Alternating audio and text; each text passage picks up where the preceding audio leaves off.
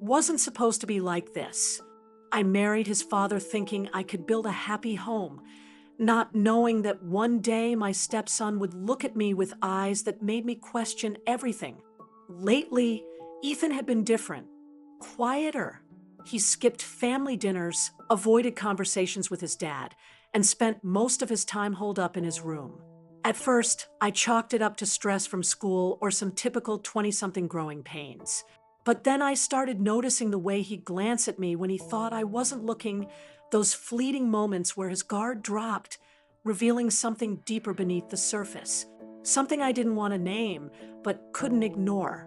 One night, as I was tidying up the kitchen, I heard faint music drifting down the hallway's soft guitar chords, melancholy and haunting. It was coming from Ethan's room. Against my better judgment, I found myself walking toward the sound. My knock was tentative, almost hesitant. "Ethan, can I come in?" The music stopped abruptly. After a pause, his voice called out, "Yes, sure." When I stepped inside, I saw him sitting cross-legged on his bed, a sketch pad resting on his lap. His room was a reflection of him. Half-finished drawings scattered across the desk, clothes draped over the back of a chair, and an easel propped against the far wall holding a painting I didn't recognize. For a moment, neither of us spoke. Then he set the sketch pad aside and looked at me, his expression guarded yet curious. "You've been quiet lately," I said, finally leaning against the doorframe. "Everything okay?" He shrugged, avoiding my gaze. "Just tired, I guess." I hesitated, unsure if I should push further. But there was something about the weight of his silence that pulled at me. "You know you can talk to me, right? About anything." His eyes flickered up then, meeting mine for just a second before darting away again. "I know," he murmured, and maybe it was the softness in his voice or the way he seemed so lost in thought, but in that moment, I realized this conversation wasn't going to end here. Whatever was troubling him ran deeper than fatigue. Or maybe it wasn't what troubled him at all. That first conversation didn't solve anything, but it cracked something open, just enough for both of us to slip through. Ethan talked haltingly at first, his words cautious, like he was testing the waters. "I don't know," he admitted finally, staring down at his hands. "It's like everyone expects me to have everything figured out, but I don't even know where to start." His vulnerability caught me off guard. This wasn't the same Ethan who rolled his eyes at family dinners or brushed off my attempts at small talk. Here, in the dim light of his room, he seemed younger, somehow fragile, even. And maybe it was because I saw little of myself in him, but I found myself opening up too. "I get it," I said softly. "When I was your age, I felt the same way, like I was supposed to have this perfect plan for my life, and instead, I was just fumbling around in the dark." I hesitated before adding, "Sometimes I still feel that way." He looked at me, then really looked at me, as if seeing me for the first time. "You do?" "Yeah," I said with a small laugh. "Turns out no one really has it all together, no matter how much they pretend." After that night, these talks became a kind of ritual. Late-night check-ins, usually after everyone else had gone to bed. Sometimes we'd sit in his room. Other times we'd end up in the kitchen, sipping tea and talking about everything and nothing. He told me about his art, his dreams of moving somewhere far away from here, his frustration with his dad's rigid expectations. In return, I shared pieces of my own story, the struggles of blending into a new family, the loneliness I'd felt before meeting his father. Over time, the walls between us started to crumble. Ethan began trusting me in ways he didn't seem to trust anyone else, not his friends, not even his dad. For me, those moments reminded me why I'd wanted a family in the first place, to nurture, to connect, to make someone feel less alone. But there was something else too, a tension simmering beneath the surface, unspoken yet undeniable. The way our eyes would linger just a beat too long, or how close we sometimes sat without realizing it. Neither of us dared to name it, or maybe we were too afraid to, but it was there, lurking in the quiet spaces between us, a spark waiting for the right moment to ignite. The storm outside mirrored the chaos in my head as I sat at my desk, staring blankly at an unfinished email. Thunder rolled through the house, shaking the windows just as Ethan burst into my office without knocking. His face was flushed, his jaw tight with anger, or maybe hurt. Can I just, he stammered, then stopped, running a hand through his damp hair. Of course, I said quickly, gesturing to the chair across from me. Are you okay? He didn't answer right away, pacing instead, his movements restless and charged with emotion. Finally, he sank into the chair, slouching forward like the weight of whatever had happened was too much to bear. Dad doesn't get it, he muttered bitterly. He never does. I nodded, grabbing the kettle from the corner of the room. Tea, I offered, more out of habit than anything else. He shrugged but didn't refuse. As I poured the water, he started talking about his dad's impossible expectations, about feeling trapped between who he was and who everyone wanted him to be. The words spilled out of him like a dam breaking, raw and unfiltered.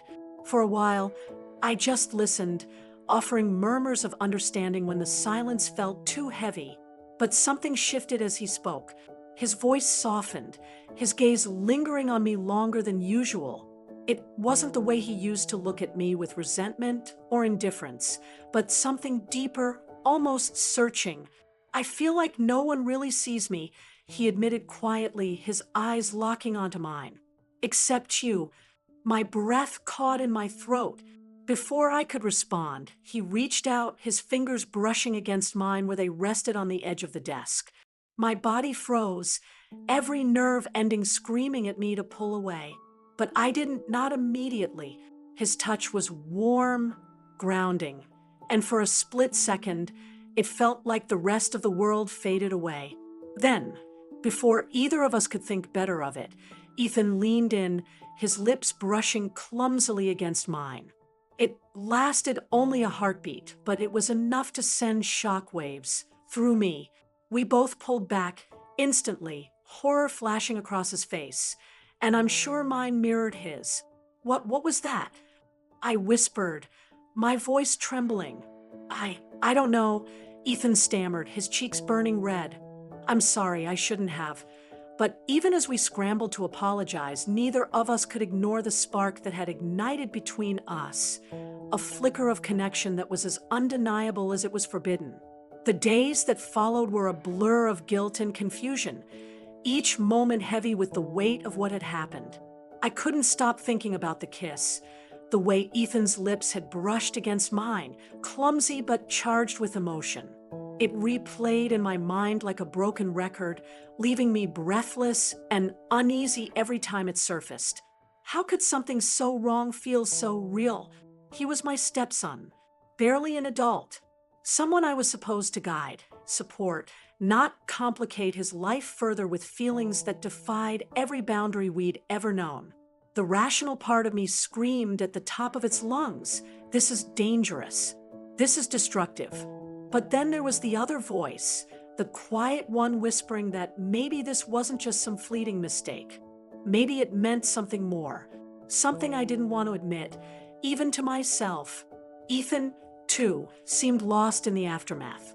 I saw it in the way he avoided eye contact during family dinners, how his hands trembled slightly when he reached for the salt shaker.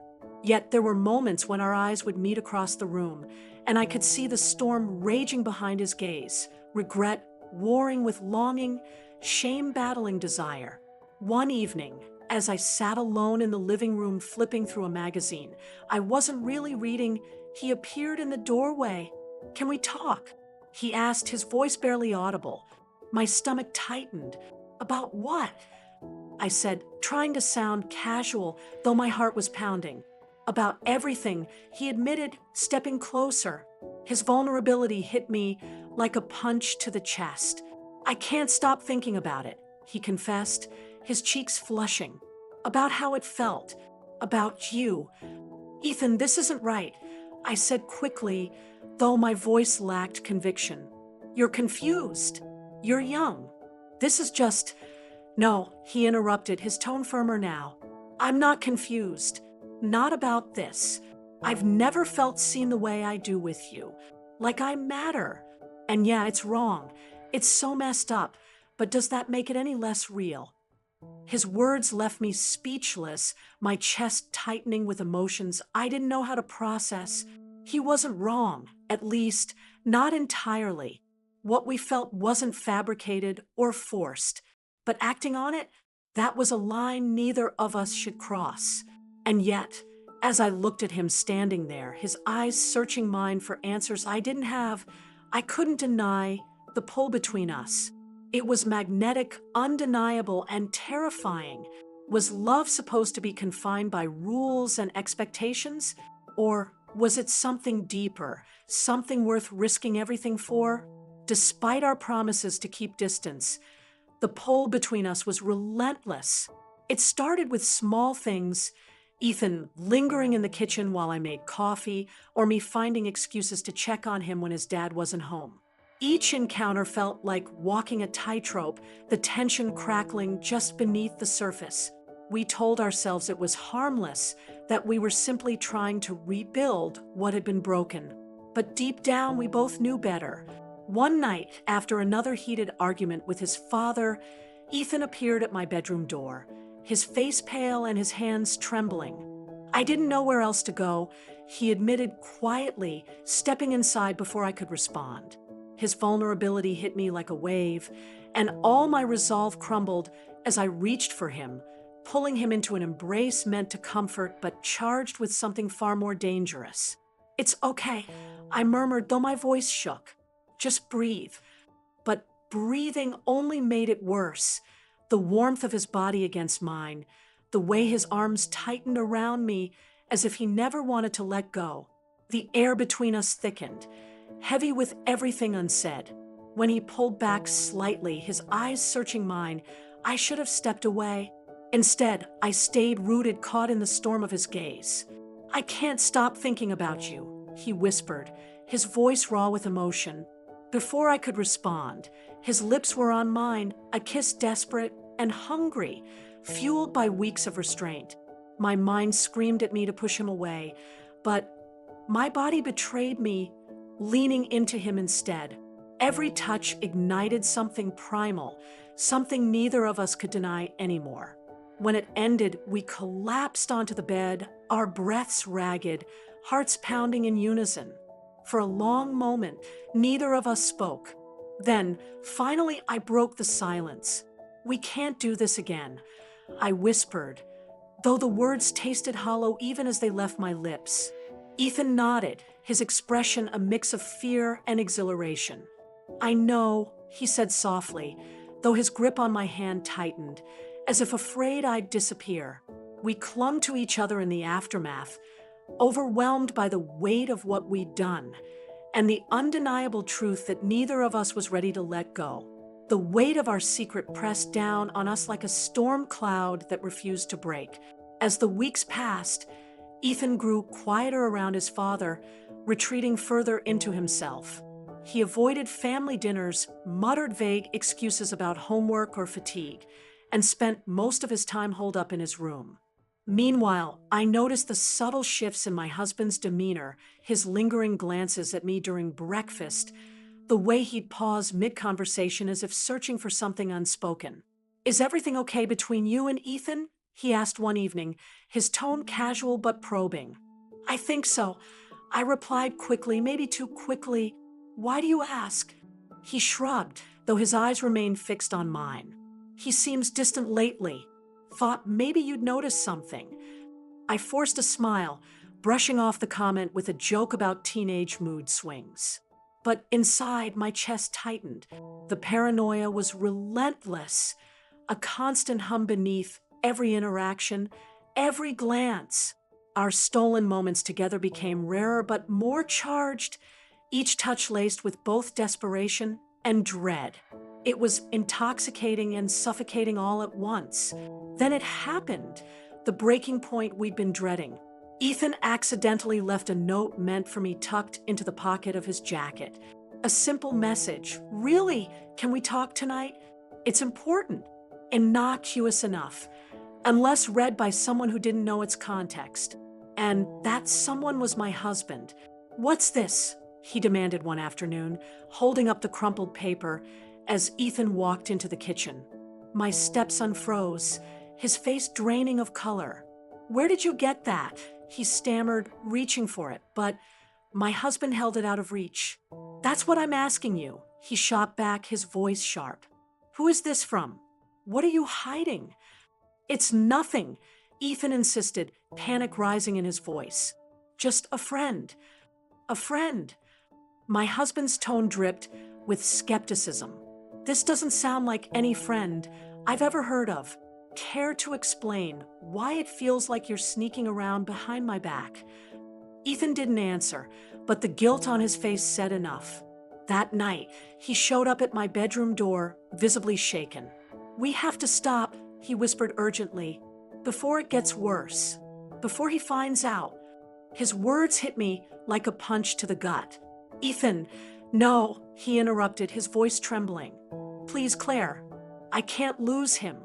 I can't lose everything because of this." I wanted to argue, to tell him we could figure it out, but the fear in his eyes stopped me cold. For the first time, I truly understood how fragile this house of cards we'd built really was. One wrong move, and it would all come crashing down. I told myself it was the right thing to do, distance, space, a clean break for both of us. For Ethan's sake, for my marriage, for everything that still mattered outside the chaos we created.